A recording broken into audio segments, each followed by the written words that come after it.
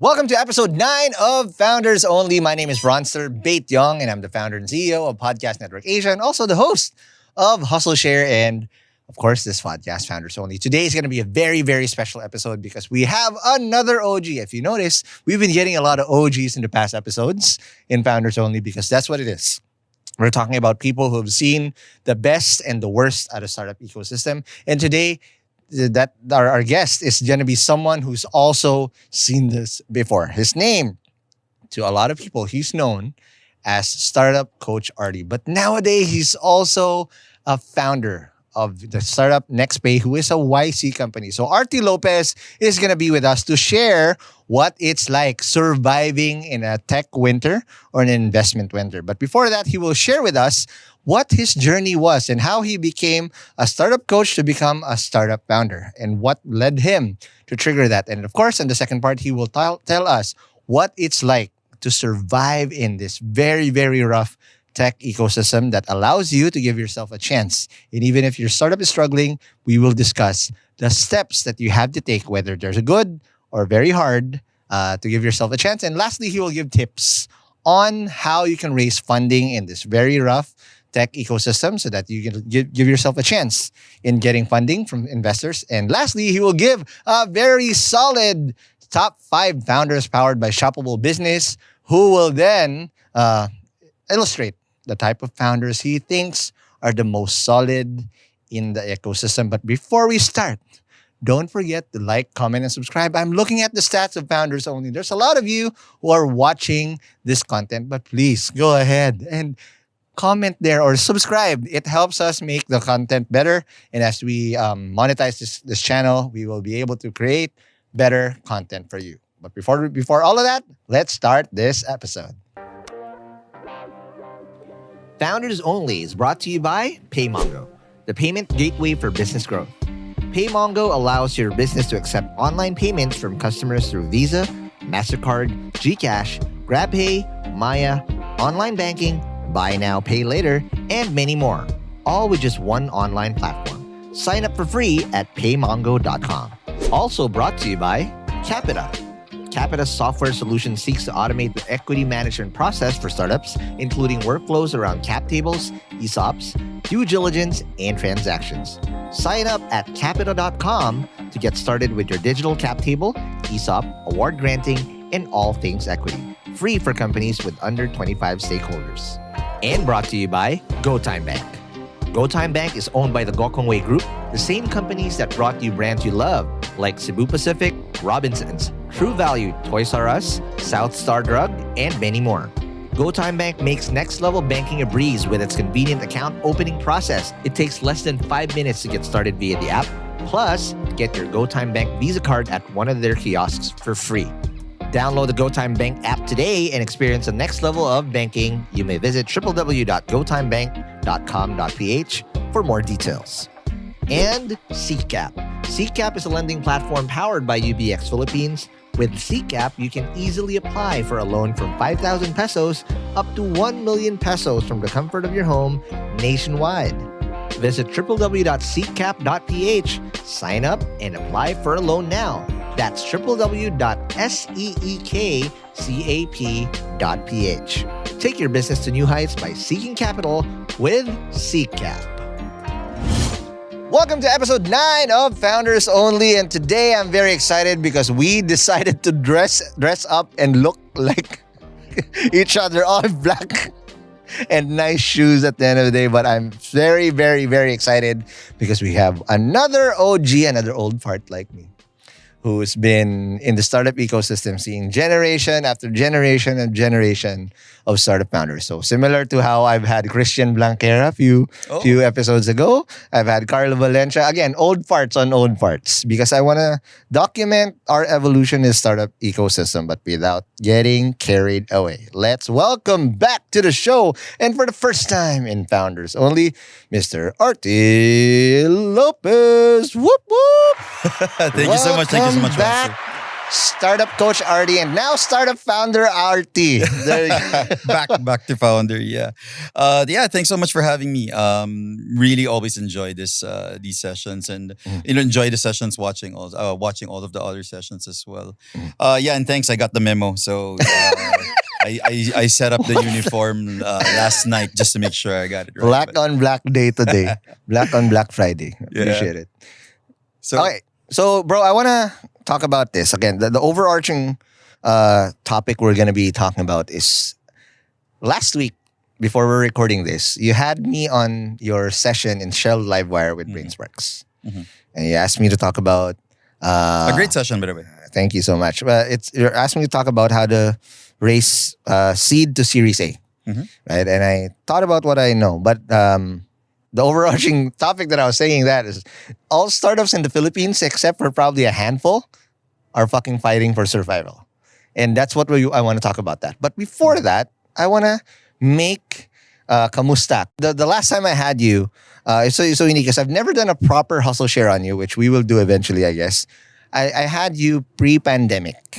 And you were teaching us, because you are the best in the business in teaching people how to pitch startup founders. Thank you. Right? So if you want to learn how to pitch the Artie Lopez way, one blank at a time, it will be in the description box. So I've never had a chance to actually talk about your origin story. Can we discuss that in a brief thing? Because again, now you're a startup founder. I knew you as a startup coach. But before we started recording, you said you were a startup founder first. What was that origin story like? Yeah, actually, a lot of people don't know this story, this origin story. But I actually put up my first ever tech startup back in 2001. What? I was third year college then. And I basically combined my two passions at the time, which was technology and cars. So I came up with one of the first ever automotive related websites at the time. What was it called? It was called Pieza.com. There's a Pieza now. I know. Jonica. And that's why I'm coaching and mentoring them, because I told them, this is... Same spelling. Pieza. So slightly different. But it was very nostalgic. That's why I wanted to help out sila Jonica. But yeah, so it was a really long time ago. I was still in college, and I was with some college friends, and we put up that website. It was a completely different time then. Imagine there was no... Wala pang Gmail ata noong time na yun. You were selling SIRs. SIRs were before the shit. pa. Grabe. I mean, you remember, di ba? Yung mga dito sa Libis, pag may mga... Yup. Yeah. Drag Racing City. Yes, exactly. So I started out then and ran that for about 3-4 years. But it was a really different time. There was not a lot of support. There was not a lot of people that you could go to for help. So eventually, I started working for startup companies naman. So I started working for Chika.com as an employee. I did Chika. Again, I'm super raw. I didn't know that you did Chika before. Okay. Yeah, I was one of the... Dennis Minjola. One of my... I consider him and Chito Bustamante one of my greatest mentors, and helped bring me to where I am today. So I really got to learn a lot about how startups work and run as an employee there. Moved in different startups, and then eventually 2014, that's when we started Brainsparks. And that's when I started coaching and mentoring and eventually investing through First Asia Venture Capital. And then, as you said, we talked right before the pandemic. During the pandemic, I was coaching and advising this startup that was really doing something that was close to my heart and really helping SMEs and elevate, the financial wellness of Filipinos. And that's NextPay. Yep. And not just another startup. It's a YC startup, by the way. Which, by the way, if you want to know, again, it's also going to be in this description box below. The hustle behind NextPay with the co-founders, the initial co-founders, Don and Aldrich. So shout out to you guys. Yes, co-founders, great guys. Really like what they were doing. Was helping them starting out. And I got into YC, and... people also don't notice, but I kind of like attended YC with them in the background. Man, you got the access to Bookface? Oh my God. They did, but a little bit. there's a lot of other there overlap. So basically, we started. I started advising them on NextPay. And, back in 2021, they were saying, we just work so closely together. Why don't you just join us and help run the company and build the company? So that's when I decided. My only ask was, if I do this, you still allow me to do everything else that I do in helping founders and Startup entrepreneurs. coach. Yeah, coach. Okay, so that's the overarching thing I want to know. I've said so overarching so many times already in this episode, more than I've ever said in any episode of Hustleshare. So that's my word vomit for today. I swear, hopefully it's the last time I'll say it today. But dude, I want to now understand. So coming from startup coaching, for that, backtrack before what made you jump, right? Let's talk about startup coaching, because overall, right, you've seen generations. 2014, that was peak Partyfile. He was a heavy user, by the way. Partyfile. He still says that the APK is still on his phone. Still in my phone. Right. Yeah. Same here, but it doesn't work anymore. But I want to now see, from your point of view, let's just do a bit of a backtrack. What have you seen in terms of the quality of startups over generation, at least in this modern startup era? Because before 2012, there wasn't really the term startup. Yeah. From the early generations to the Magellan generation, to now. What have you seen that are different? Yeah, sure. So we could use 2012 as a starting point, because that's when like Idea Space and Kickstart came in and started supporting. Before that, anecdotally, it wasn't called startups; they were called .coms. Yes. So the OG, sorry. Yes. So 2012, no, there was a first wave of startups, and then 2015, that's when more or less, a lot of first international money came to the Philippines. 500. So 500, Golden Gate, Monks Hill, and they invested in a few companies here. That was the first wave. One of them. Yeah, of course. And, a lot of those companies are dead. I was trying to process Ron, but unfortunately, may not be up and running anymore. And my take is that even the investor community felt that too early. The ecosystem is too early. There also walang government support, diba? There were no government projects or programs. And then the next wave was past 2017, 2018. In fact, the whole the ICO, if you remember, yes, all the crypto ICOs at the time. Everybody. There are a few that won that, by the way, at the right place at the right, Loyal Coin and the like. And unfortunately, some also did not. So those are the different waves, 2017, and then now this is the new wave. Right. I think it also started all with Pimongo getting into YC and a whole other... late 2019. 2019, yeah. I remember having Francis in our old studio. Oh, the one... And I was like, who the hell is this guy? But oh my God, I didn't know he was MIT. Yeah. Like, where did this go? It's out of nowhere. I'd never heard of him. And then all of a sudden, they wave after wave, YC. There wasn't any... I'm not sure now, but there wasn't any wave or any season that there wasn't a Filipino company.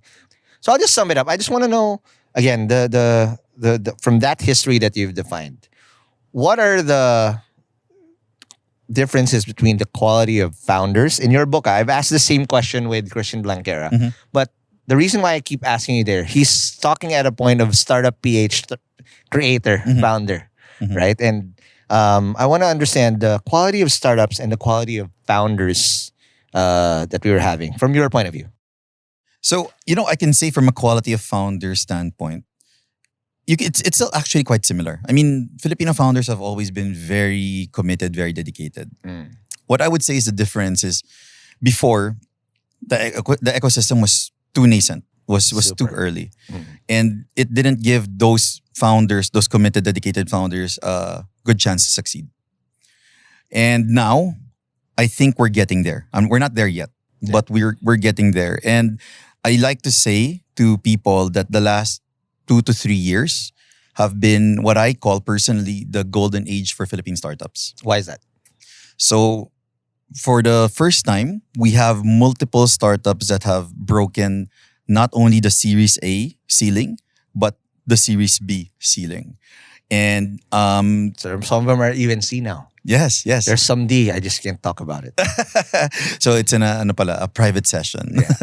So yeah, and that's one. The other would be personally, I've seen more and more investors and VCs that are interested in the Philippines, not just Singapore. We're looking at Middle East. We're looking at Europe, even Eastern Europe. People were coming over here, the Balkan states. And they are truly interested in investing in Philippine startups. Another thing that happened, I think, in the last 4 to 5 years was, unfortunately, Vietnam became very congested, very saturated, and expensive. So the valuations shot up too much that a lot of the VCs decided maybe we should look at other territories and markets. And that's why it was the perfect storm. Right. We had great founders. We had supporters, VCs coming in, new accelerators in the region. And then the government and everything else also started to pick up in terms of programs and support.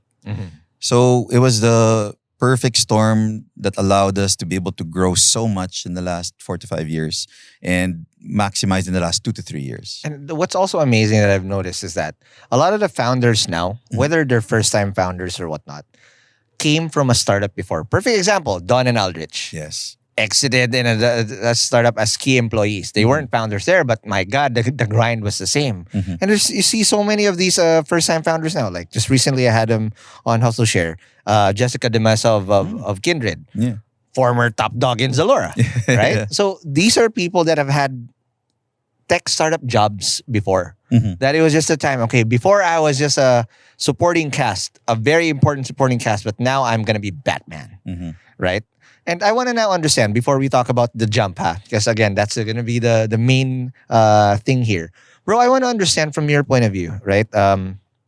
You've been in the investor game. So I always appreciate it when you hook me up with, hey, bro, pitch this to me. Always great, right? If he has access to the back channel, okay, where the investors talk and people source it out through him, right? They always legitimately, and you're also part of Maine through Brain Sparks.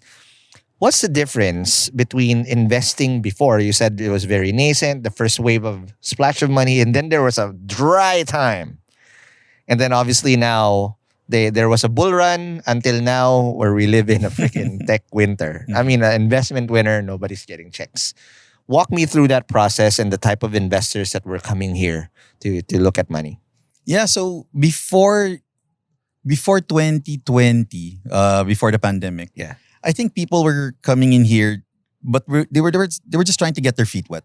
They basically wanted to see what was happening, maybe some pay-to-play checks, diba? Just to see what's how will it respond, how will the market respond, how will the startups respond. Yeah. But in 2021, as soon as the country opened up, there was more investors flying in on a per week basis. It's crazy. It's crazy. Over the last 5 years, in 1 week, more investors in 1 week than in the last 5 years. It's crazy. And now they're serious, meaning I think they really recognize the Philippines as a major market to invest in. And again, as you said, the pandemic also helped accelerate kasi and grow really good founders. Diba? I mean, it cleaned up the noise, to a certain extent. And that's why I think that the quality of the startups themselves were already improving pandemic and post-pandemic. Correct. And was recognized by the investment community. Yeah, and just the fact that you've made it out of pandemic, where most businesses did not, right? Just shows that there are gritty ass founders out here that can see opportunity amidst chaos, right? So now, okay, the $1 million question here today. Okay, you went from startup coach where you've been so used to giving advice, and you still are, by the way. She's always going to be startup coach Artie till he dies. Okay. But what's the difference, bro, between advising startups and now being a co-founder? What's that dynamic like? Yeah, no, it's really interesting now. So, just to give you context, this is the first time that my first startup didn't leave early stage. And for me, NextPay is the most mature startup I've been supporting. So, you know how I know you're already in the grind? How? There was an event. Forgot what the conference this was. A few months ago in SMX. Eh, You were so busy. I'm not sure if I got to say hi to you. I had a booth, but I saw you freaking doing person to person with Yeah. Aldrich. I'm like, Yeah. oh man, he's doing the startup grind. Yeah. Right? Because most of the time, we will just hover along, go from booth to booth, say hi, hello. But you were deep in the trenches. Selling. I'm like, Yeah. man, this is a different life. I want to talk to you about it. So, Yeah.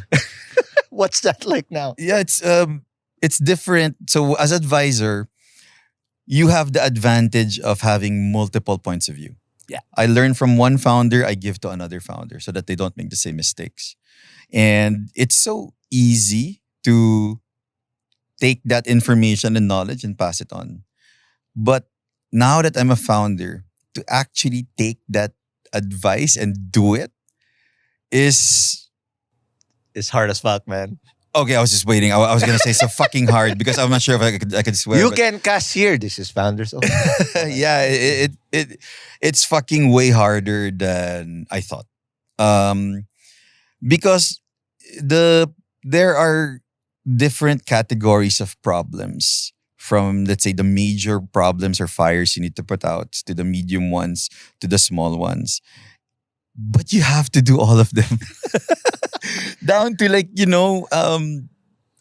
attendance or filing leaves Yup. and addressing people issues at the same time while addressing investor questions and concerns, but then also growing the company at the same time, but then also talking to customers to be able to do customer dev and understand them better to improve the product.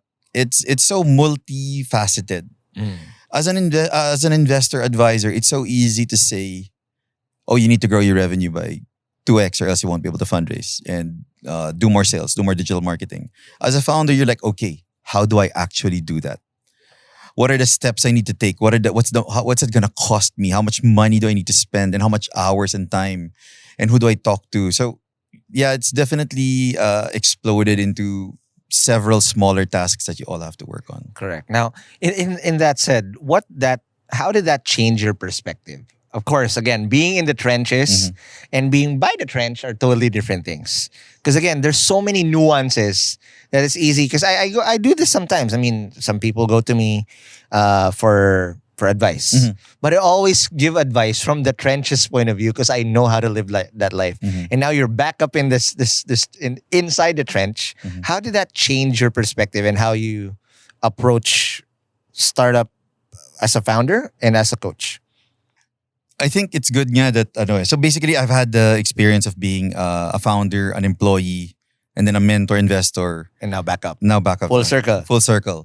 And I think the advantage to that is now if I give advice, I cover both sides. Yes. This is what the investor, or this is what the people, the stakeholders want you to do and what they need to see. And these are the potential things that you can do to be able to address them based on the experience of other founders or even my own personal experience now as a founder. So now I feel it's mas holistic, mas comprehensive. Hindi na yung parang you need to do this. Yeah, pero paano? I don't know what you need to do that. But here now it's more comprehensive. And I think to a certain extent that's the value also I bring to NextPay na we get to prioritize the things that we need, let's say for the investors and stakeholders, but also know what are the tasks that we need to prioritize internally for ourselves also. So I think that's the difference. That's mostly the difference talaga. Okay, what's the new discoveries that you've learned about yourself and learned about things that as a founder again after going full circle that you're now experiencing it's like fish out of water? And again, apologies if there is a party downstairs because you can't have a party without an Artie. Okay, it always follows us. That's the common denominator. But dude, what is that new experience? What's the fish out of water experience again? Because again, you already told us, okay, you have a full scope end to end, a new level of empathy towards founders. But now there's also going to be a new set of problems that, shit, I do not know how to handle this. What's that like? Yeah, before when I talk to founders, I already expect a certain character or personality. Mm. You know, someone that's gonna do everything they need to do to make the company work. But then if you're a founder and you have to deal with people naman who are employees, Yeah. it's a very different dynamic. You know, and they have different there's a different agenda, they have a different incentive. You know, they're thinking about, of course, they want to help the company, but they have to take care of their lives, their family. And you have to switch gears where you can't just expect people to Everything on the line. yeah. Not like, I mean, founders are very different from employees, but you also have to take care of them in a very different way. And you have to advise and teach and coach them in a very different way. And I think that's that's something that I didn't necessarily have maybe as a skill set or experience before, because it's been a long time since I've worked with employees. So you can't push them too much and be that blunt. Because in a founder, you can say, dude, you just fucking suck. Right? Yeah. You just gotta do it. And I'll take it as a man. Yes. You can't say that as an employee. You're gonna get glass doored, bro. Yeah. Okay? And not only that, I mean, for the employees that I see real potential, sometimes it's hard to pull it out of them. Yeah. Because they themselves don't see it. They don't, because I work with founders, I can easily see it. But for people, it's harder because you have to pull that potential out of them and really coach them and guide them to become the best that they can be. Correct. And those people are the ones that can really help push your company forward. And that's why you need to do that. So I think that's one of the things na talagang I learned in this process. Mm-hmm. I also learned how to prioritize and focus talaga on the stuff that really matters. Yeah. And to delegate. You know, it's delegation kasi for me, I'm sure a lot of founders have this mentality na if I want it done right, I'll do it by myself. I'll do it myself. Yeah. And that's not scalable. Nope.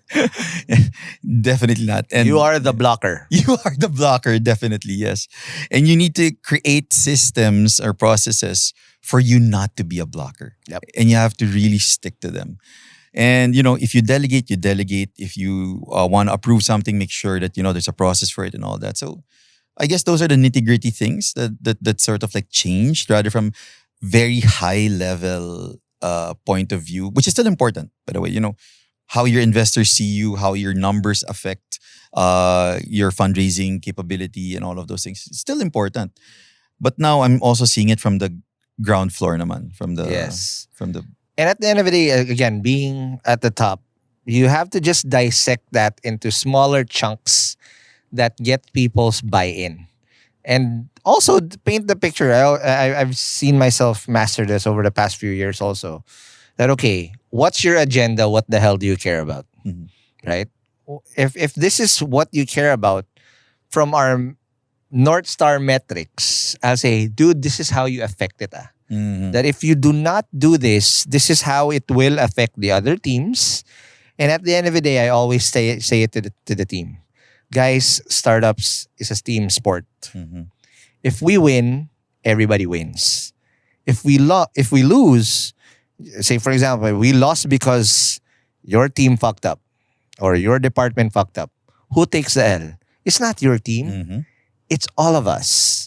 So the best way for us to be able to win or give ourselves the chance to win is to be able to communicate and really cover our base. Mhm. Because in order for us the chance to really win, you shouldn't just care about what you're doing. You should also care about how your team's performance impacts the whole grand scheme of Exactly. things. Yeah. Zoom in, zoom out. Thank you, Mhm. Roland Ross, for that skill. Yeah, it's so funny because I literally had the same discussion with my team this week. Nice. I literally said the same thing that, I want everybody to be intimately connected to our dashboards and see how your task, no matter how small you think it is, Mhm. affects everything All up the way to the line. top. Yep. All the way to the top. And, I guess, it's great founders that understand that, or experienced founders who understand that. Lolo. And we have to explain it that, kahit na, revenue ang top metric mo or Ah. GTV, it all breaks down into what everybody is working on and doing. Correct. And you need to, as a founder and as a leader of the company, you have to motivate and inspire everyone and help them understand how important their role is. And that is one thing that I learned as a founder versus, let's say, talking to founders who I just told them to do that, And to learn that to me was very, very fulfilling. It was also very enlightening. And I'm happy that I was able to learn more about that and how to deal with people in that way. That's amazing. All right, now last question before we take our first break. One thing that I've been missing now for the past couple weeks, couple months, is the co-founder dynamic. Because you know me, party file, chatbot, solo founder, right? I mean, I've had co-founders, but I'm the solo full-time guy all the time. First time I've had another co-founder that's all in was with Joseph, but now Joseph's gone. I miss that. There's a certain level there's a lot of levels of conversations that you can only have with your fellow co-founders. Then it comes down to heart-to-heart talk that can literally make or break your startup. I kind of miss that now. But what's that co-founder dynamic that you've now developed that you're also learning from and that is fresh for you here? Yeah, that's so I have two co-founders in NextPay, but I also have a co-founder in BrainSparks, Lyle. And one thing I've learned through the years, and even before we started BrainSparks back in 2014, is that it's better to work with someone first and then they become friends versus you start off as friends and try to become co-workers. Recipe for disaster. Yeah, I mean, sometimes it works, but majority of the times it really doesn't. It's your personal relationship dynamic is very different from a working dynamic. And, I want to tell people that in case you're thinking about that. So in my case with Lyle, we worked together first. In fact, sorry Lyle, pero pinag-audition niya ako. He literally... Did you do cartwheels? Okay. He started me off as a 3-month contract. Okay. Which initially, I was like, okay. And then a 6-month contract. And then 1 year. And then that's the only time he offered that we co-found BrainSpark together. Wow. Initially, I was thinking, sobra naman to. But you know what? Today, I'm thinking the best. It was a great decision on his part. And it's something that I actually tell other founders now. If you're looking for a co-founder, test them out first. That's the vesting period you did. Exactly.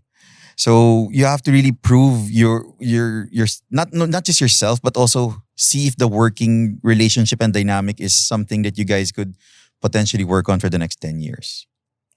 Because at the end of the day, right, you're right. In the very first parts of co-foundership, it's still fun. You're gonna be blah blah blah, but you really test the metal if you guys can work together when shit hits the fan. Exactly. When things are ugly and you want to cut each other's head off, are you still on the same page? Are you still trying to achieve the same North Star? Are you still trying to win? Because the beauty about me and Joseph's dynamic was, dude, we have very different points of view. But at the end of the day, we might fight intense fights. But at the end of the day, we know we're just trying to win the same game. And if there's going to be an impasse, we just say, all right, if there's we created a rule, disagree and commit. Right? The worst thing you can do is not to make a decision and just fight over things. We need to make a decision and take the course of action. If you think you're going to be the guy that's going to bring us home, okay, fuck my ego, fuck my point of view, I'll ride with you. Bring us home. Yeah. There. That's what I miss, right? Because now, how can I disagree and commit with me, right? I mean, I have a great team. I love them to death, but it's different when you have a level co-founder who doesn't get intimidated by you. Yes. Who can call your bullshit Call you out. Yeah, and then see the things that you don't see, right? Yeah. But we're gonna get there. Kaya yan, right? I mean, I really do believe it. I always, while I do support some solo founders, I think that it would be great if you have a co-founder to bounce ideas with. So my dynamic naman with Don and Aldrich, because I was advising and mentoring them before, I was calling them out already. So you already had that dynamic. I had that dynamic. We had that very honest and authentic relationship with each other. Plus, it helps that they're Canadian. Hey. So they're also very open in communication. Yeah. Not the Pinoy hiya. And so the dynamic there was we were very honest in talking about things. We all constantly disagree on things, Which is good. which is good. That's why whenever back then with Joseph, like, we're on the same page. Are you sure? we constantly disagree, but we do have a discussion until either we come to a conclusion in terms of like, okay, that makes sense, and then this is the direction we'll go.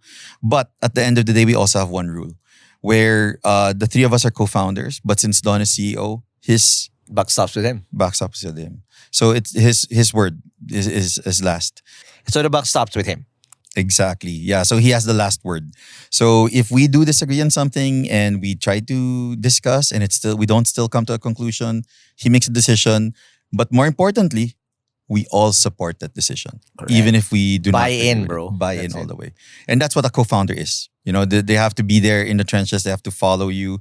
They have your six, and they really are going to support what needs to be done for the good of the company, not for themselves. Correct. And again, at the end of the day, you have to make decisions that are fast. Because one of the recipes that I've seen startup founders do is, dude, they want consensus. There's no fucking consensus in a startup, right? Yeah. The last thing you want to do is run it by everyone and ask for their fucking opinion. And then you what? You waste 2 weeks on 1 week to just make one minor decision. In a startup, your best friend and your only chance for success is speed. Right? Whether it's the right choice or not, it doesn't matter. As long as you learn. If you fail, fine, then what's the next move? Exactly. Right? The last thing you want to do is you can't have perfection. That's why plans don't work here. Right? You still have to have a strategy. It's a constant experimentation to get where you need to be. All right, now let's take our first break, and when we come back, we will now talk about the exciting part, which is how startups are surviving in this freaking climate of dog eat dog with no runways whatsoever. Well, let's talk about that more after the break. Hey hustlers, are you tired of bank transfer fees and low interest rates on your savings? Say hello to GoTime Bank. GoTime Bank offers interest rates 50x higher than traditional banks. Enjoy this rate on your savings. No minimum amount, no deposit caps, and no tasks or missions to complete. With GoTime Bank, you can make quick and secure transfers to other banks with 3 bank transfers per week. Plus, earn Go Rewards points and redeem them as cash with a simple tap in the GoTime Bank app. Experience the next level of banking with GoTime Bank. Download the app now or visit www.gotime.com.ph to experience next level banking. It's GoTime! Hey hustlers, it's a brand new season and I have a brand new tool that will help you scale your startup properly as you grow your team and give them equity eventually. And if you want to have a record of ownership management, efficient equity workflow, and award grants digitally, Capita has you covered with CapMap. CapMap is designed to enable cap table and ESOP management, as well as digital share insurance for companies across South and Southeast Asia. Also, Capita provides ESOP advisory services for you to set up your plan and engage your employees through equity awards. And trust me, this is a boon because as you grow your team, you want to give their best people a piece of the company that they're hustling for. Investing shares and giving ESOP is not easy if you don't have a product like this. So please do check it out and sign up now at capita.com with a Q. Again, that's capita.com with a Q. And it's free for companies that have under 25 stakeholders. Get ready to experience the power of seamless equity workflow management today.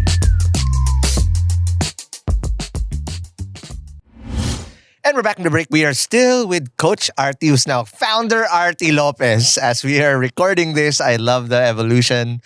Welcome to the shithole, bro. Happy to be here. Tired, but man. happy. Yeah. It's a different grind. But before we just talk about survival, talk to you about the grind now.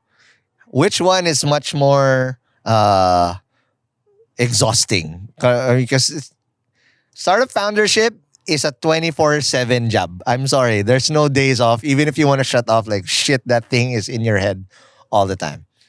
Yeah, even as a coach and advisor, I always my door was always open 24/7. I Right. would meet with founders at whatever comfortable time they had. Yeah. So I would meet at like sometimes 3 in the morning, 4 in the morning, depending, or have a call at early at 7 or whatever. Yep. But iba pa rin pag iba pa rin pag you're a founder talaga. Wala kang ng tulog, wala kang ng weekends, wala kang holiday. I don't even look at holidays, it doesn't What is a matter. holiday? A holiday is for a founder. You know what it is? It's something that you pay for and you don't get value back. To me, it's a day where I have no meetings, but I have to do work. Right? Man. So yeah, definitely, So the grind is, at least from a quantity level, I think founder wise is really a lot. I think from a emotional level, almost the same, I guess, because for me at least, I'm strongly empathetic to my founders. So when they're going through something, I kind of feel the weight also. Yeah. But the weight of that myself, because of my company, is also significantly heavier and bigger. Absolutely. All right, let's talk about survival, bro. Let's just call it what it is. The lay of the land is we are in an investment winter. Mhm. This started out after the Sunicorns got funded last year, Q1. The last Sunicorn that got funded was, I think, Tonic ba? I forgot. But yeah, I think it's Tonic, Mhm. right? And then after that, it just fucking dried up. The main trigger was the Sequoia Email. PDF or whatever email that say, yo, there's gonna be a tech winter. And tech winter it did. And we still live in that. When we say there's a tech winter, there's no significant check. When you say significant, like, what is a significant check now, bro? At least $1 million, maybe. Exactly. Yeah. No, nobody cuts that check. Mm. In 2021 up to early 2022, that was easy money to get that down. And the trigger of this is because of the economy, right? The VC asset class is the riskiest of all. And typically, that's the first thing that goes out the window in a shitty ass economy, because the safe asset classes like bonds, like stocks, if those are also volatile, then it becomes a risky bet. So the riskiest bet is VC, which is 1 out of 10 if you're lucky, right? So that's always the hardest part. So that's outside of our control. So in a world like this, right, Artie, can you just put your investor hat on muna? Mhm. What's the deal flow like? So as a founder, right, you're probably gonna pitch how many VCs? Does it ever get to DD and cutting a check? Sige, I'll start off from the VC process side first. Okay. In reality, nothing has changed in terms of the process. Yep. They're Meaning still sourcing. They're still sourcing. They're still raising funds for their own funds, and they're still deploying. And there still is dry powder. There is still money to be invested. Borax. The only difference is that if they were a little loose in investing before, now it's much, much more stringent. It's much, much more intentional in terms of investing in companies. It's they try to reduce risk as much as possible now compared to before. So yun lang, I want to clarify, that's still there. So nandiyan pa rin yung mga VCs, they're still doing what they need to do. Ang isa pang the other thing that changed is on the startup side, where you have to, before, literally, even as a founder, and my investors naman know this, in 2021, grow. Yep. That was profitability, man. Yep, that was the motto of the year. Grow. Everybody was grow. And in 2022, it's like, wait lang. It's like, can you grow but also be profitable? So 2022, the anthem was path to profitability. Yep. So grow, and then path to profitability.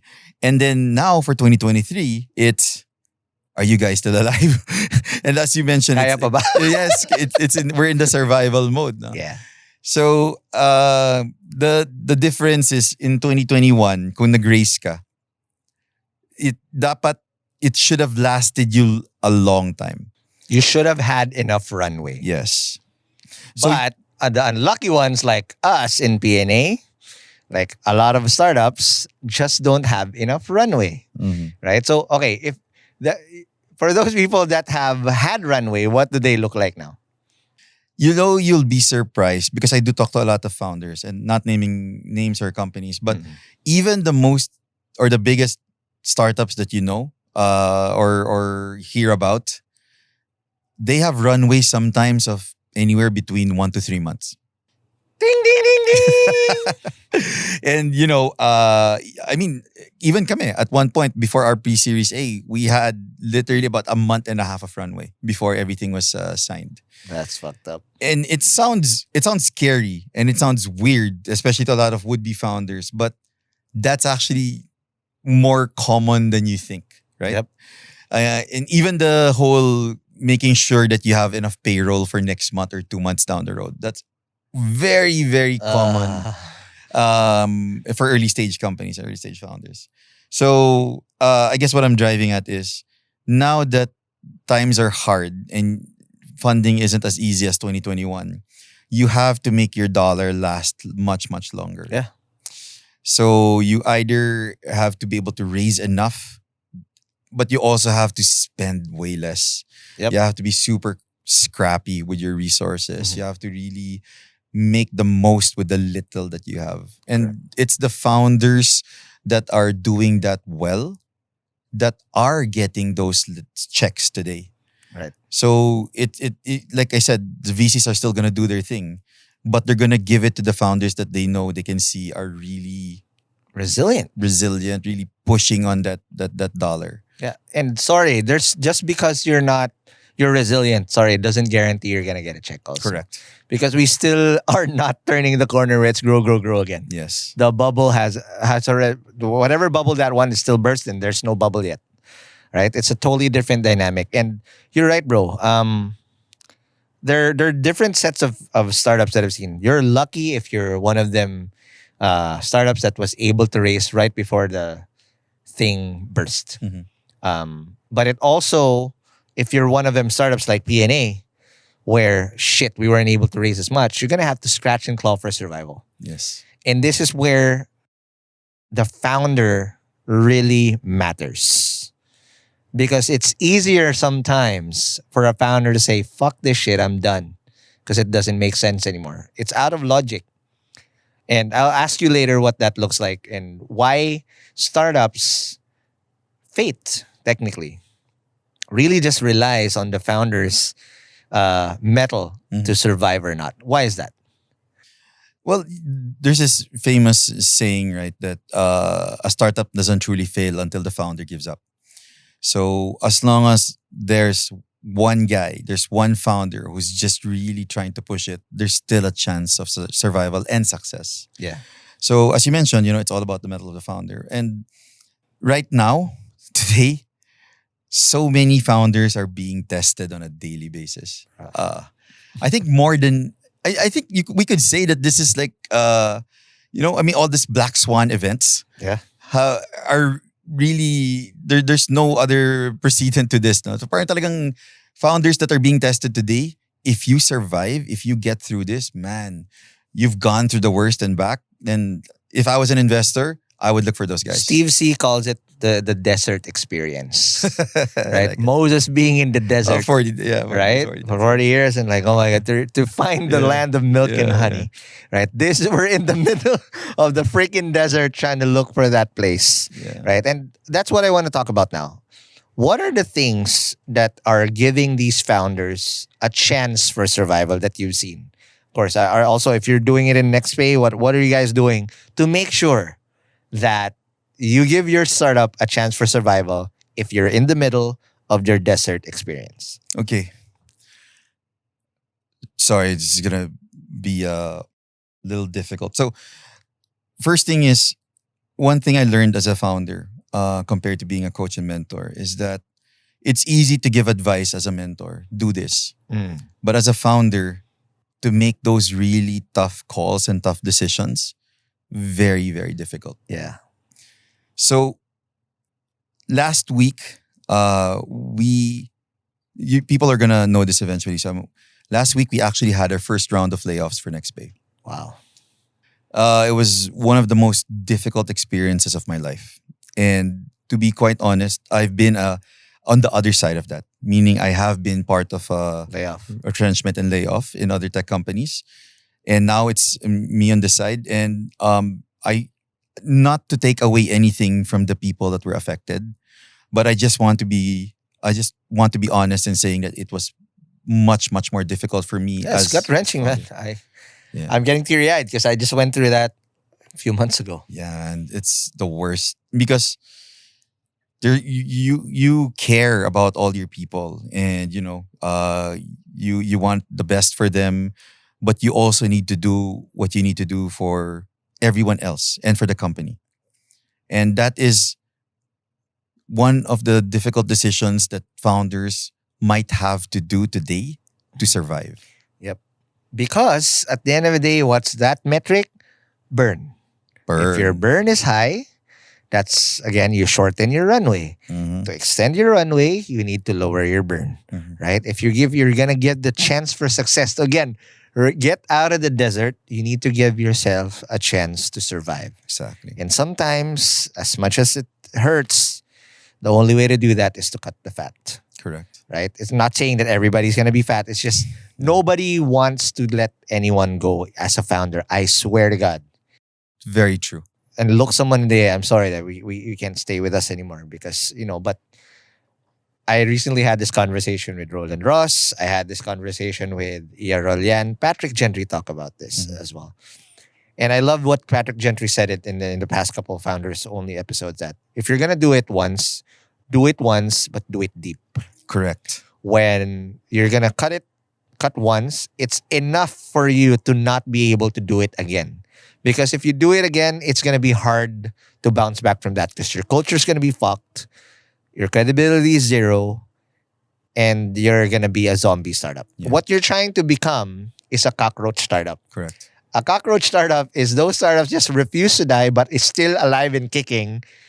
And it'll still fly at you and hurt you and chase you around the room as well. I want to add something to that. So that was a very important note that you mentioned. And I want to give credits to as a person we spoke to, a mentor we spoke to when we did this. Peter Cotton, the founder of Storm. And before we spoke to him, we were planning to do a small cut, like less than 10%. And if we plan to do phases, like after that one cut, then we'll go to the next cut, and then if needed, a third cut. The day before we were going to do the layoffs, we met with Peter Cotton, and he told us, "You're doing it wrong. You have to do just one cut and do it deep, because if you have to do a second cut," and these are his words, "you're dead. It's a death sentence." Yep. Because if you have to, and as you mentioned, why? After the first cut, you're gonna tell people, "Yo, this is not gonna happen again," and whatnot, and then you're gonna do it again. You lose credibility, you lose trust, and morale and culture is broken and destroyed, and you will never. It's very, very difficult to come back from that. There's no coming back, and there's those people who are able to come back with that. I don't know how you're doing it, but my God, you're amazing. Yes, I mean, and that's why props. in the startup ecosystem, again, we've seen this happen. It hurts me as a founder when I see people getting shot at on Startup PH for doing cuts. You don't know what the hell is going on this side of the fence. Don't know, yeah.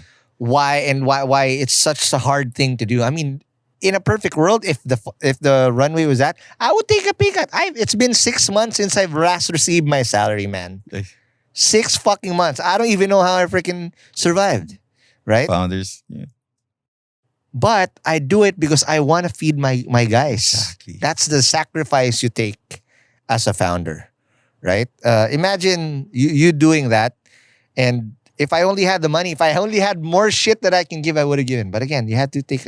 So please do not shit on founders when they do this, because nobody wants to let anyone go.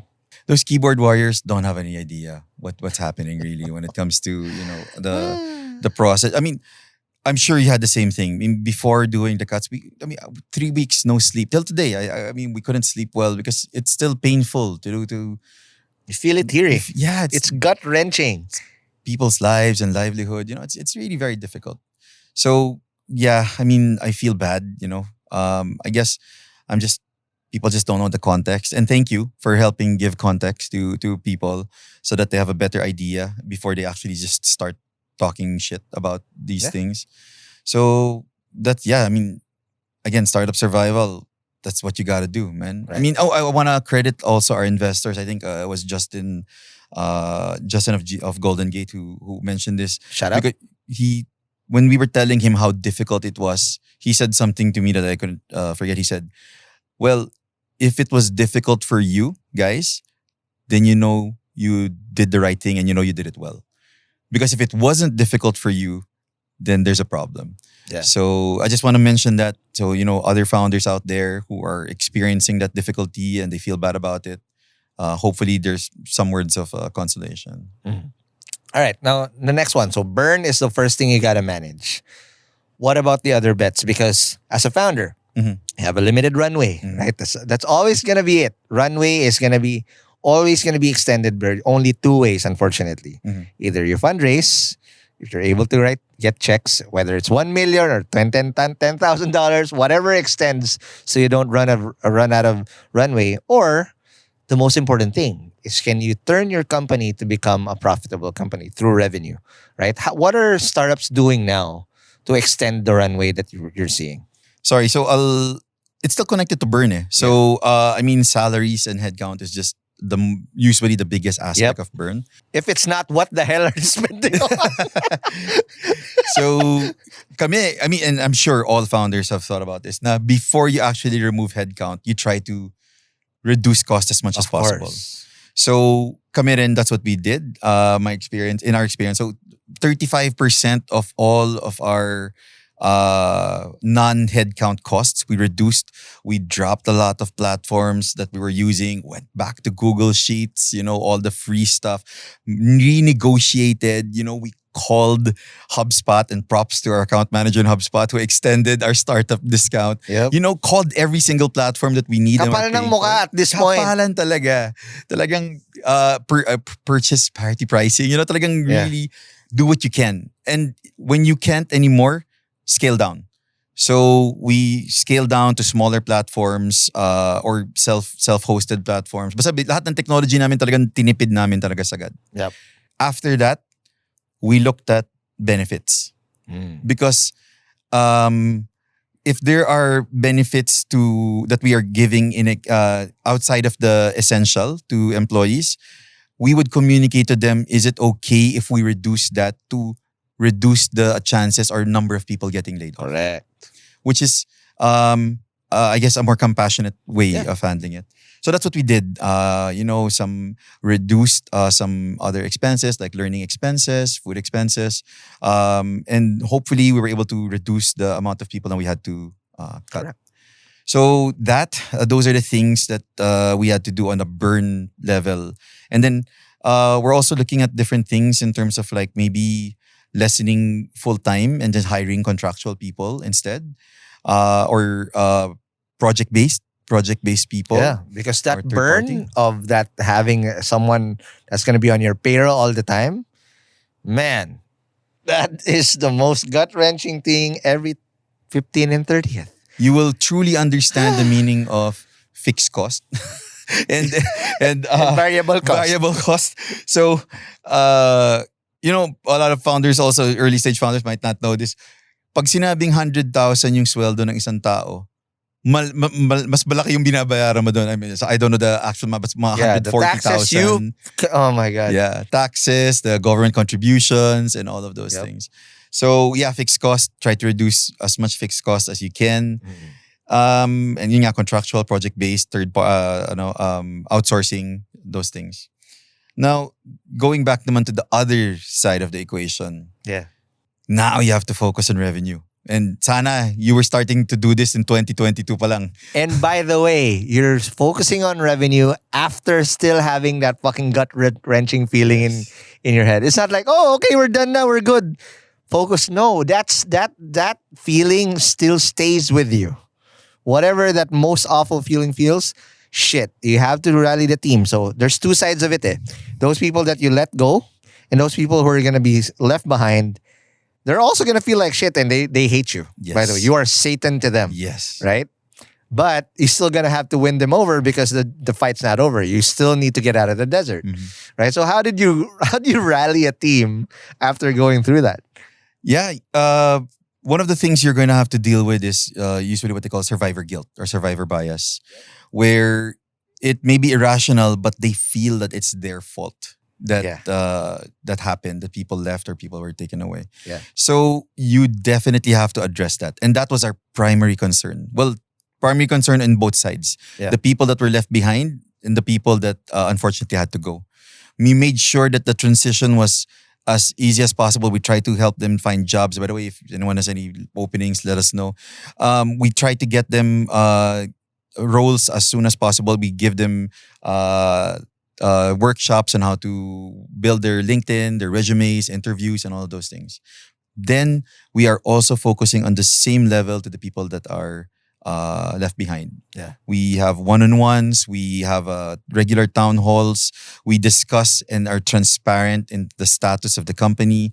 We answer all their questions. We have anonymous questions so that they can freely ask and be honest as much as they can. And we address it in the most honest and the most authentic way that we can. And it's a constant process. I mean, we're not there yet. Yeah. It's been a week. Sorry, I'm replaying this shit, man. It took me what, 2.5 months to stabilize it. Because feelings are hurt, and that's fine. That's normal. But you gotta have to go through that phase where you just feel it in the air. Yeah. Right. You have to understand it's not their fault for feeling that. You really have to be patient. And that's on you. That's on you. Yeah. So yeah, we're still working on it, making sure that everybody understands. And sort of one of the things that we always say is that, guys, we need to do our shit so that all of this will not go to waste. Yeah. Right? That we want to be able to. We did this. This was a difficult thing. We had to do it.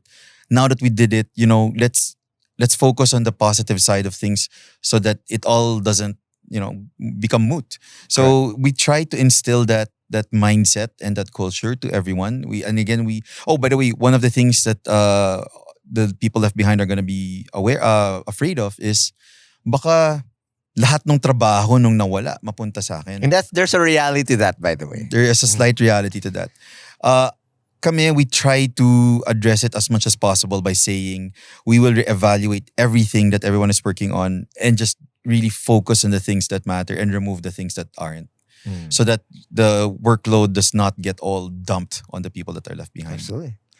And one thing that I remember that we also did in PNA when we did this, that we became just transparent. Where we are. We talk about, if before you don't talk about your metrics as transparently, you have to now. You owe it to the same report you're going to tell your investors where you are MRR-wise, whatever your metrics are, burn, runway. You're going to have to tell your team. Yeah.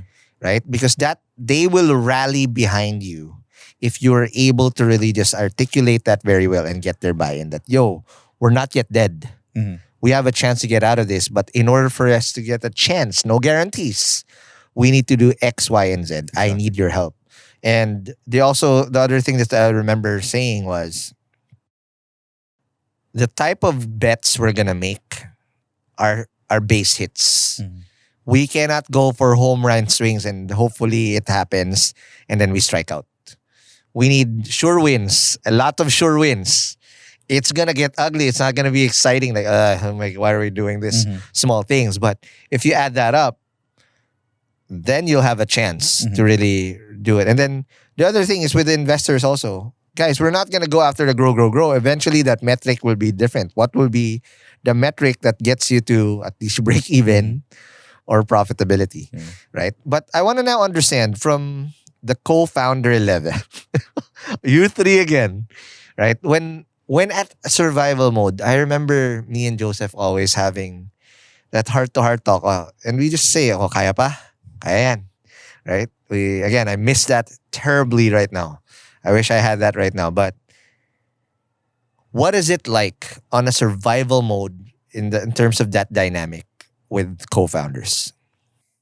Yeah, we after the retrenchment or layoffs, we had a call, just the three of us, and we just sat down for 5-10 minutes and just basically had a heart to heart. It's like, yeah, man, that was the hardest thing we've ever had to do Yep. in our life, and um, that's a whole new level that you thought you were already there, It's but dagger right here. it stays. So yeah, that I'm sorry. I just want to say that th- it's important and it's good to have that kind of support. And I'm really sorry, and I miss Joseph also terribly, and I really wish that you had that, and I hope that you find that sometime. I just segue. Yeah. I'm just super super blessed because the simple thing of investors, friends checking on me, that already gets me through Yeah. a lot. I mean, you have your team, but super other co-founders like Roland, like Rexy will check on me every once in a while. My investors would check on me. That means the world because again, that's what I've lost, and I don't know how I'll ever take it back because we as founders, we also need people to tell us sometimes that everything's gonna be okay. Yes. Because no matter how much you tell yourself, because it's your job to tell your team, right? Put a warrior face on and say, yo guys, believe me, everything's gonna be okay. But in the back of your head, is everything gonna be okay? Someone needs to tell you that too sometimes, right? That yo, you got this. Everything's gonna be all right. You're the guy that can bring us out of this. And that's what's important to having in the dynamic. So when you went through that conversation with the two boys, Aldrich and Don, how did you get that mojo back? Because of course it's like grief, bro. Yeah. It is like fuck. What did we just go through, and what did we just do? But again, you gotta move forward. How did you? What was that conversation like? Well, one of the things I think that really helped is that before we did all of this, we really set out and had a plan. Okay. Meaning you just don't do your layoffs or your retrenchment. Bahala na si Bahala Batman. na. Oo. we literally planned everything beforehand. Meaning, what will the organization, the reporting structure, and even the tasks look like Okay. post That's good. retrenchment, Mhm. and even for us, like as founders, what's gonna change in our day to day, and what are based on what things that we wanted to work on and focus on. So, for example, I mean, you have all these labels and what a CEO, CXO, but at the end of the day, we were like, okay, dude, Don and Aldrich will need to focus on product 24/7. That's it. And Don's literally, he said, I don't want to be bothered by anything else. I want to focus on product because I want to get that done and launch so that with a smaller group of people, hopefully we're faster and at the same time more focused. Yep. Get shit done. So, okay. So literally everything product, Don and Aldrich. Yep. Everything outside of that, that's me. Artie Lopez. Yes. There you go. And it had to be that simple and that clear, even to the company. Mhm. So don't bother them because they're focused on product and getting shit done. And again, all of this was planned before we needed to do the layoffs. So right after, as you said, we had a talk and said, this sucks. It's really bad. But now let's just stick to the plan. Because it's a good plan. We know that if we follow that plan, it'll get us out of the desert. It may take 40 days, 40 nights, but we will get there. We just need to survive.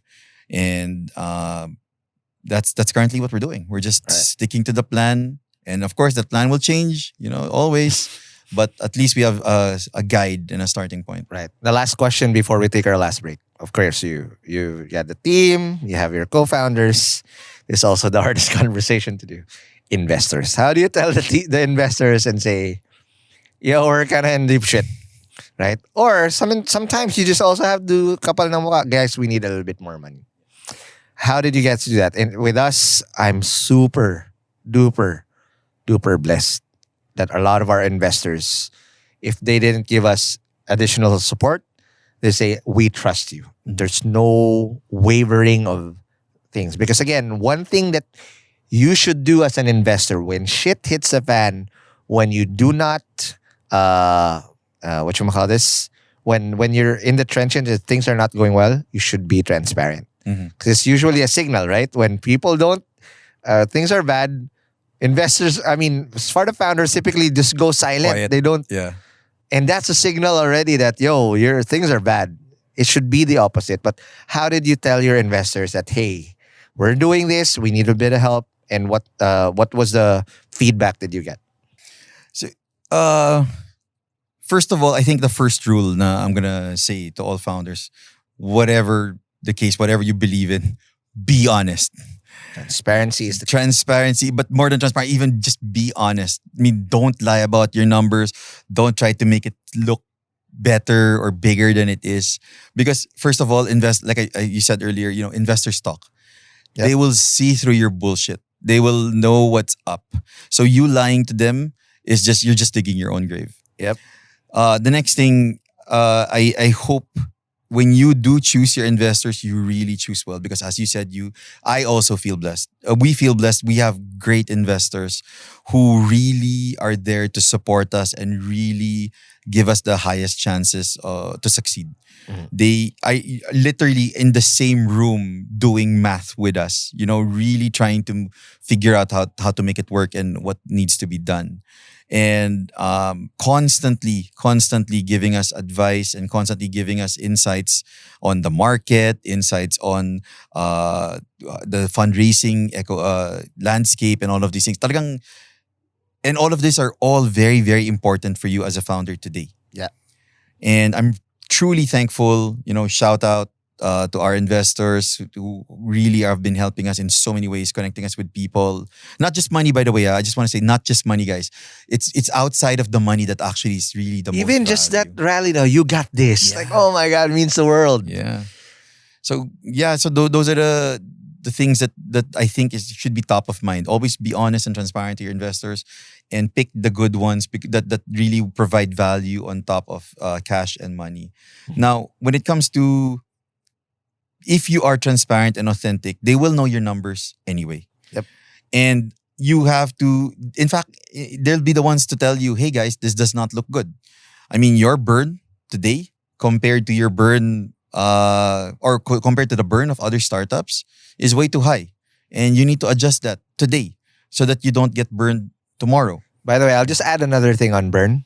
The first thing that goes out when you're trying to lower your burn, you know what it is? Founder salaries. Oh, yes. Bye-bye. Yeah, in 6 Always. months, man. I don't know how I made it this far. Since March, I have not received salary. It's Zero. very common. I am a broke ass fligga. That's what I am. And you know what? Investors are going to expect this. Yeah. That's the first thing they're going to say. Correct. Cut the salaries of the executive team, because you have to show, again, your mettle as a founder. Yeah. That you have to do it and to support and keep the rest of the company, right? Hopefully you have other streams of income because you're gonna die. Yes. Right. So yeah. So be and since investors are gonna know naman your performance and your how your numbers are doing, then they'll give you that advice, and you need to do what you need to do to be able to address those numbers on a metric level, diba? On a financial level, economic level. So they should be right beside you. They should not be like on a pedestal that parang you are justifying stuff to them. They should be like, bro, what am I gonna do, man? I mean, I don't want. I need to get to this number. What are the things I can do? And they can help you. Treat them in that way, and I'm sure you'll get the most value from your investor relationship. All right, that's amazing. Now let's take our last break, and when we come back, we will now talk about the fundraising in this climate. Because Artie just recently won a competition in Singapore, and how do you actually fundraise in this climate? And of course, a few more advice before we reveal the top 5 founders of Artie Lopez, powered by Shoppable Business. We'll talk about that more after the break. Hey hustlers, PayMongo is your payment gateway for business growth.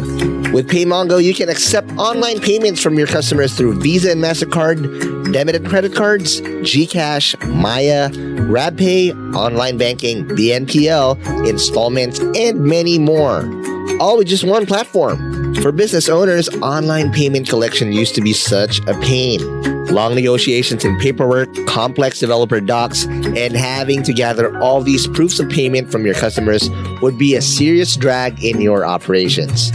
Now, with just one partner, you can simplify all of that and focus on growing your business. PayMongo's story showcases the resilience of Filipino businesses in today's digital economy. During the pandemic, they became a lifeline to countless businesses by helping them go online quickly, serve their customers, and generate revenue. They have since grown exponentially and now support thousands of businesses from SMEs to venture-backed startups and even the most established enterprises in the country. PayMongo's products allow you to accept all types of payments with or without a website, and they continue to expand into more streamlined financial services. So sign up for free today. Visit paymongo.com to get your business activated in 1 week or less. Hey hustlers, I know how difficult it is to do fundraising at the moment for any startup or any business.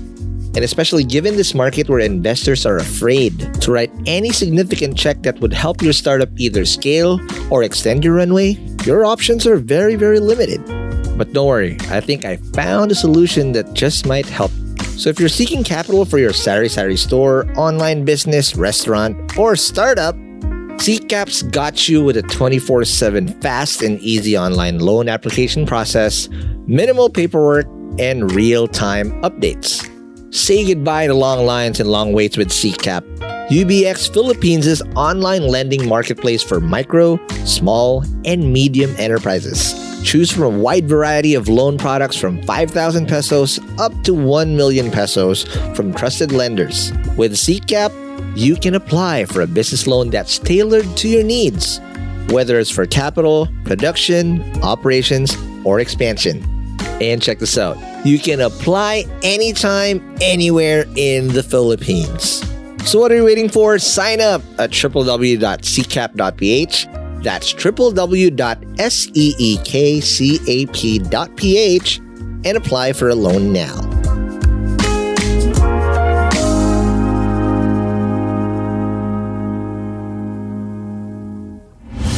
And we're back from the break. We are still with Artie Lopez, founder Artie, not startup coach Artie, or both. But again, man, it's just it's refreshing to see you live this life with us.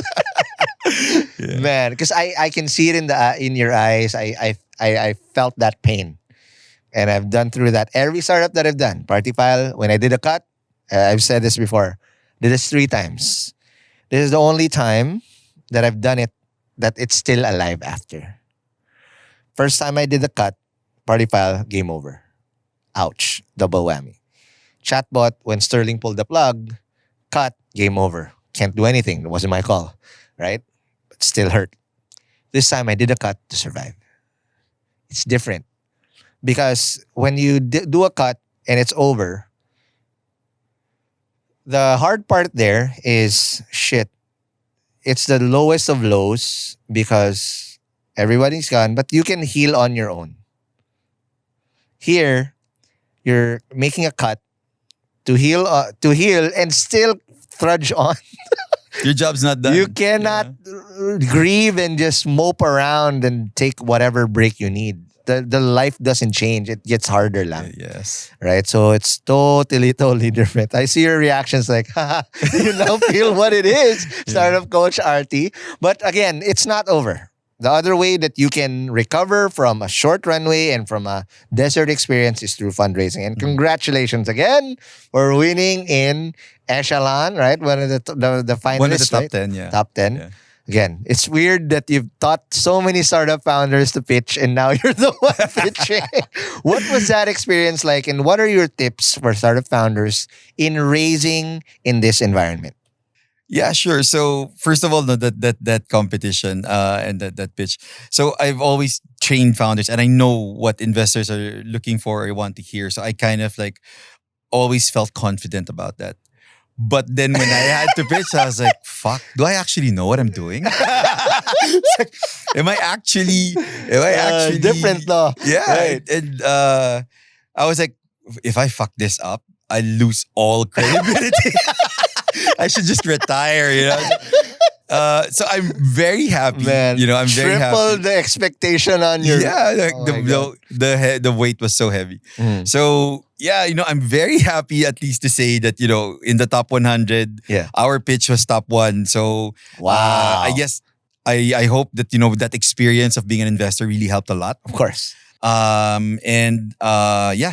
I'm really thankful about that. And siguro to segue to what you said, even if we're in a fundraising winter, when we did win the top 10, investors still approached us. Wow. So it's just a proof to show that they're still doing their shit. There's They're still doing their activity. job. There's activity. It's just harder to get the check. Yeah, and for investors, they're like, hey, there was a event that went through thousands of startups, went through 100, and then this is one of the things they saw as one of the top. Then I should just go to this guy instead and just not have to do all the work of going through all the Right. deal flow, right? Right. And sourcing. So to all the founders out there, that's one way. That's one way you can get in front of founders, make yourself seen. Mm-mm. Try and do some PR, join competitions, Guest join here. conferences, guest Right. in here. So that's one way to be able to put yourself above the rest, or get noticed basically by investors. But what are the other tactics that you can do? Because again, it's harder. DD takes longer, or DD takes longer and no check, right? How do you get some checks in? Because one of the things we also did is like, okay, before we were looking for whales, but you really need whales, or do you take strategic angels muna just to extend the runway incrementally as you go, right? Rather than going for, I need someone who can write a ticket size of 500K minimum. Dude, that's hard right now. Good luck trying to get that, right? Yeah. Good strategics that will add you, probably a $20,000 check, 1 million pesos, that but can open up a revenue stream for you. What's the dynamic that's works out there? Well, definitely, I mean, everything you said is something that you guys can do. I do want to try and go behind that a little bit first, where Okay. what you want to do is you have to prepare yourself so that anyone you approach, big or small, will be capable of investing into you. Correct. And that's something a lot of founders don't necessarily do. Let's say, for example, if you are going to cut on burn and you're going to do layoffs or retrenchment and whatnot, you have to do it early. Yep. Because if you do it, but you only have 1 or 2 months left, no investor, or maybe not in absolute, but there's a lot of investors that won't invest in something that only has 1 to 2 months left. Yep. If It's they don't hard. already have a relationship with you. Yeah. Diba? If they just got to know you, you're just pitching and you say you have 2 months of runway. It's a yikes moment, Yeah. right? And siguro one thing you need that people need to understand now is, as you said, things have changed, at least from not the VC activity is the same, but on the founder side, baka nagbago na. For example, what used to take 3 to 6 months in terms of DD is now maybe closer 6 months to 1 year in terms of DD. Takes a lot longer. Checks. Imagine, so if you pitch, I'll just Yeah. imagine you pitch today, which is August. If it takes 1 year, you're gonna get the money August next year. Are you Correct. still around Yes. by then? So you really need to find a way out to survive at that point. So going back. That's why you need to cut early. So that you need to cut your costs early so that you extend your runway so that you can do the DD longer. And then the check sizes, as you said, smaller na. They're a lot smaller because for investors, maybe one of the things they want to do is try to cut more checks and diversify the risk. Yep. So that's another thing. Now, when I said in terms of preparing, make it easy for investors to see the potential of what you're doing by actually providing good data. It doesn't even have to be good numbers in the sense that they just need to see the trend. So measure everything. Yep. And measure everything and this present everything in a way that investors can see the potential. So kung wala ka, if investors are looking for $100,000 monthly revenue, that might be difficult if you're starting out. Yep. But if you show that there's a path that you've been growing a certain X% on a month per month for the last 3 to 4 months, Yep. then investors now can, hey, maybe this is something that I can take a chance on. Maybe this is one of the things that I could actually cut a small check to and see where it goes. Right. But all of those won't happen if you don't do the prep work. Yeah. fix your expenses and burn early.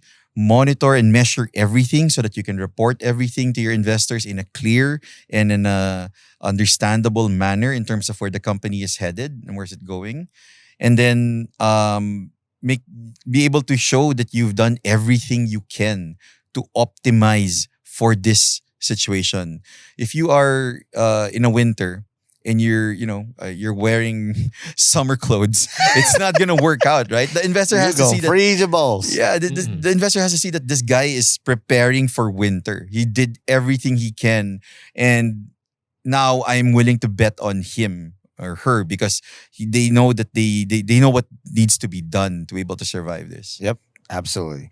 Now, how aggressive do founders need to be in fundraising? Again, it's survival. You cannot put all your time and effort just to fundraising. You have to diversify because you have a team. If you just made the cut, dude, you got to rally the team. So you don't have that luxury of just doing full-time fundraising. How aggressive should they go, and what are the tactics to still be aggressive despite you having to hustle and make your startup run? So a good thing you mentioned it. No, for fundraising is a full-time job. And that just means that if you are fundraising, it's going to take up so much time and effort that it's going to be hard to do anything else. So my suggestion and my recommendation really is, if you are going into fundraising, do it at the time that you are ready. And when I say ready, it means that you actually have the numbers, the trend, everything you measured, everything you've cut in terms of expenses, your plan, your roadmap for what you're going to do during this winter and afterwards. When you've got all that ironed out, that's the only time you do fundraising. Not when you have a pitch deck and you're just going out there and trying to meet and network. You're just wasting your time that you could have given to the startup to build and grow the business. So even if you need to, this is scary. This is super scary. Even if you need to delay your fundraising a little bit, just so that you can get the numbers that you need for the investors to be more confident, do that. Find alternative cash flow sources also. Yeah. Right. So again, angels can be an easy route. That's one of the things we got angel hunting.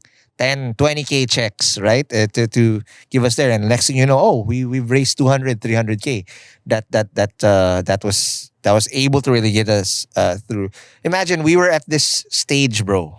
This is how far we've done. I've never said this out loud. It's the first time. I've been on this grind since February 2022. As we're recording this, it's August 2023. Wow. We should have been dead a long time ago. My fucking God. Cockroach.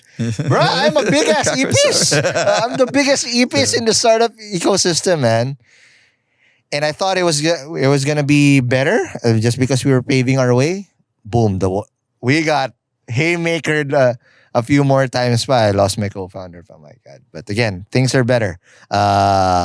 Just a couple months ago, we hit our break-even MRR target. I'm like, wow. Great job. Congratulations, man. But again, we're not out of the woods. So here's the thing. Every time you end the month, the clock resets. That's correct. Back to zero. Have to get all up in that grind again and make sure you do it. So you can't really celebrate too much. You say, clap, clap. Okay, next Celebrate round. the small wins, but go back to work. Yeah. And you're absolutely correct, dude. I love it because you cannot be full-time fundraising. Work on your metrics. Run it like a normal business, as any startup should be anyway. You know, that journey of customer discovery, we always love the Steve Blank narrative, right? It's a startup. It's a temporary organization looking for a repeatable and scalable business model. Turned into a freaking business. So it doesn't have to rely on funding. Correct. Right? Okay. In terms of other tips, bro, in surviving the investment winter, what are the advice that you can give? So, interestingly enough, because of the top 100, a lot of investors were interested and wanted to talk to us. And we just decided, heads down muna tayo. Just work on the business and work on the company first. And we had a difficult time understanding sino kaya yung investors na we should give some time to or are really actually really interested. Okay. And I got a good piece of advice from one of our investors. So Mark of Gentry. Okay. And he basically said, Mark Sang, and he basically said, if they're really interested in investing in you guys, they wouldn't be talking to you. They'd be talking to us. And I'd be like, fuck, oh nga, no. So it made it easier for us to really think na let's just focus on building the business, get it to the metrics that we need it to be. If there Make it out alive. Yeah, and make it out alive, not just alive, strong, make it out strong. And if there are investors who are interested, we send them to, and they either talk to our current investors or we send them their way. They help us. They help us manage it. And that gives us time to really focus on doing the work. But here's the other thing that also I remember. Okay, they might not be talking to you, but send them constant updates. Like, oi, this month we're at this point. Oi, next month we were able to raise it 20-30%. Oh, we are able to do that. Because as they monitor you, though you're not talking to them, by getting that update and you get that 2 to 3 or 4 month-on-month exponential growth, man. Then you tell them, see, I told y'all we're going to be here, right? And we got it done. That's why you have to really work on those metrics, get that trend. By the way, even if investors aren't talking to you, a lot of them are still keeping tabs on you. And the way they're doing that is talking to other investors. Yep. So back channel. Yeah, you just really need to get the word out there about how you're doing. If you're doing well and you're hitting those numbers, right. And eventually it'll hit the right people. Right. And lastly, I'll just add on this. Guys, you gotta find a way. Because there sometimes the metrics won't tell it. Your team won't give it to you. Even your co-founders, you won't be able to get it from them. But you gotta bet on yourself. You have to have irrational confidence that shit, I am the guy and we are the team that will be able to get it out. Because if you don't bet on yourself, who else will? Right? That's it. And if it's a desert experience now, if all the numbers and all the evidence don't show it, but you think you can pull it off, bet on yourself. Right? So, yeah. There's a lot of people who didn't believe Moses, right? But yeah, if you can stand by it and just really, really be there and really prove to both if you don't believe in yourself, nobody else will believe in you, right? So you really need to have that strong mindset. All right. Now, Artie, before I let you go, we have to go and check out your top 5 founders. Yeah, Brought to you by Shoppable Business. He's already palpitating because he has so many startup advisees. Who will he pick? But again, this is not a knock on any of your startup. Again, in your opinion lang, there's no ranking. Who are your top 5? But again, shout out to Shoppable Business, who helps the best startups source out their best thing. We built this studio using Shoppable Business. And if you need anything for your startup or for your business, they are the best source. B2B for e-commerce in sourcing that out. So Shoppable Business, thank you so much. So Artie, top 5 founders, there's only 2 rules. Oh, there are rules. Okay. There's rules. There's rules. You cannot pick yourself. Okay. Okay, and you cannot pick me. You don't need to make me bola. Okay. Shit, I have 4 na lang. Shut up. Okay. All right, who are your top 5? First pick. Wait, so I'll disclaimer it. Like you said, I had worked with so many founders. So there's 2 things I'm gonna say here. There's a lot of great founders in the Philippines, but I'm just gonna try and focus on the ones that are memorable to me today. Absolutely. And the other disclaimer I have is that I will try to give more light to founders that don't get it. Yeah. So I'm gonna try to answer names that maybe have not been said before. Let's do it. Okay. And again, who are your top 5 founders? Who are them and why? First pick. Well, I have to give it to my main man, Ray Rafundo. I have been helping and mentoring them since 2016 when they were starting out. I've seen the struggles that he's gone through to where they are today. And, like I said, companies that have been breaking that Series A, Series B ceiling and helping push the pavement for everyone else. Yep. They're one of those guys. Yep. And I want to highlight that one of the things I like about Ray is that I saw how he develops people. He helps empower and enable people to become better so that he can actually grow the team in a scalable way. Mm-hmm. So really happy and impressed. And there's one thing about Ray, I don't know how true this is, but he always says it. He's never made a cut. Like, how the fuck did you get this far and you've never fired and made a cut anywhere? Yeah, Man, that's an anomaly right there. yeah, Amazing. and I think I can attest to that because during the pandemic, they did everything they can to really not make that happen. So. Amazing. But you know what? The great thing about it is, I don't want to highlight this. He was still prepared to do so. Wow. So he had a plan. We do not want to cut people, so this is what we're going to do. But if we have to, this is plan B, plan C, plan D. He was so prepared. Props. And that's why, again, I truly respect and admire Ray. Again, someone also picked him several episodes ago. Mel Nava. Mm. You know what Mel Nava told me? What? Ray Rifundo daw is a saint. So I don't know about that. There's a little too much. I've seen a drunk Ray somewhere. Remember Dr. Wine, Artie? Oh my God. All right. So, okay. Amazing first pick. Second pick. So, when I choose to work with founders, it's because I always believe that they have good character and values. I always like to work with good people. So the next founder for me that I want to talk about is Gab Benito of NextPay. Yes. The guy I've seen him again from when he started out where the company was working out of his sofa, and they were just a team of like 4 or 5. Lost a co-founder as well. Went through a lot of struggles. Went through different changes in the market to where they are today, where they have an office in BGC and they're nice office, by the way. Oh, beautiful office and great content creator network and team. So I've seen him do it in a way where founders are supposed to do it. You start doing stuff manually, learn from it, and then build technology to be able to make things better. Yep.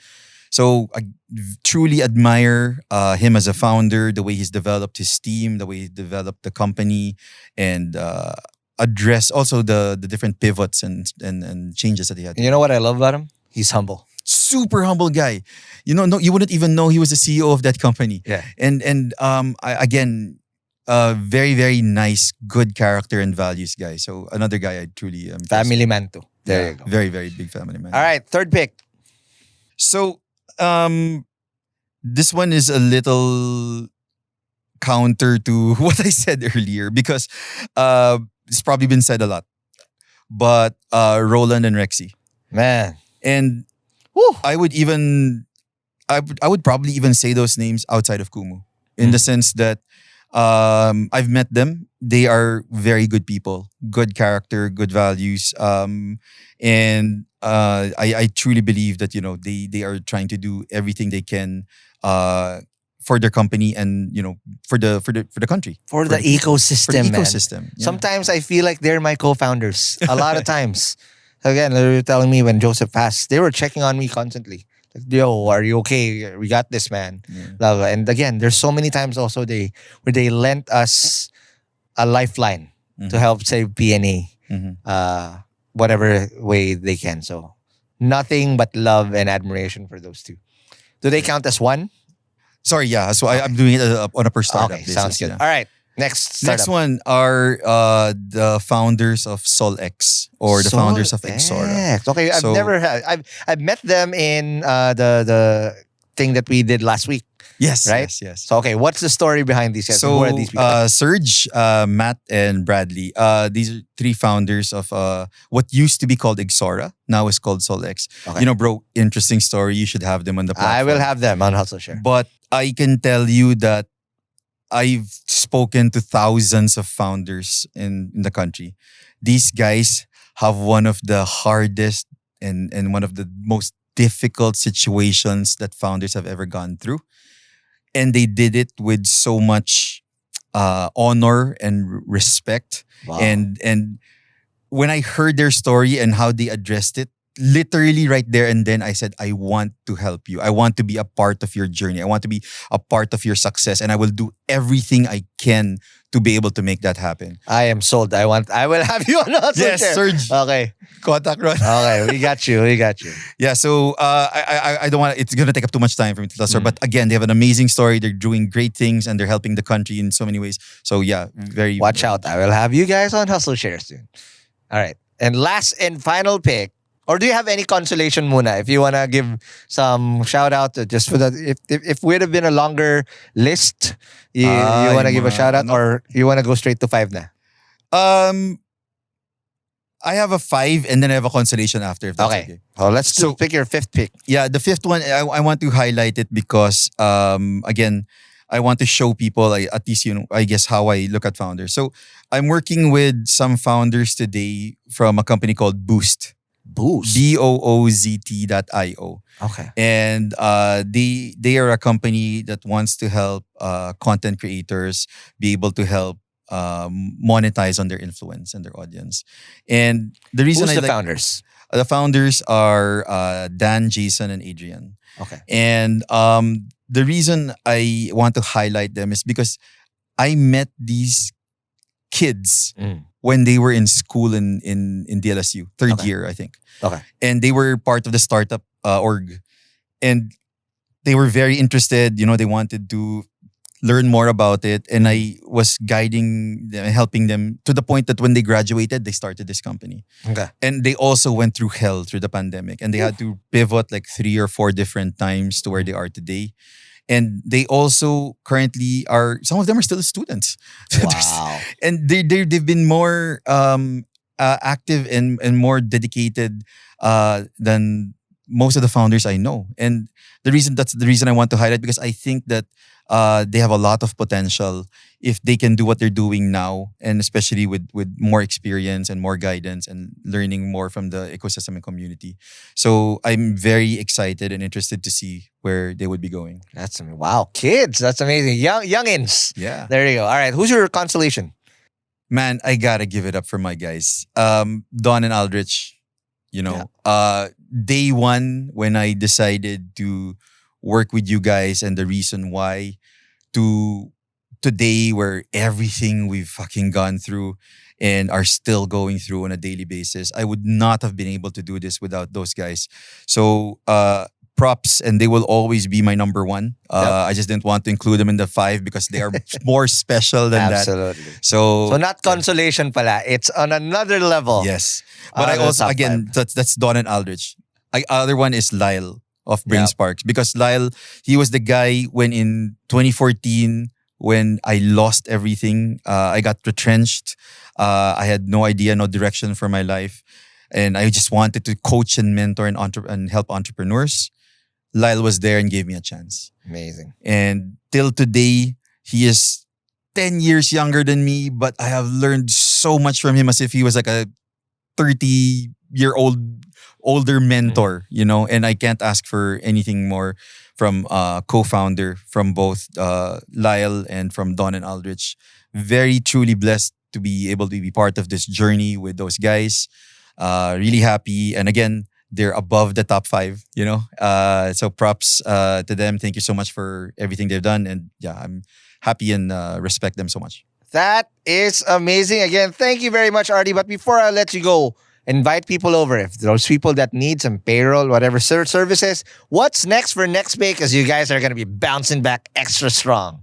Definitely. So just want to, if anybody has any businesses, any SMEs or any rackets or gigs that you are working on and you need help with sending money, collecting money, or managing money, please visit NextPay, because we just turn finance and business into easy mode. That's what we do.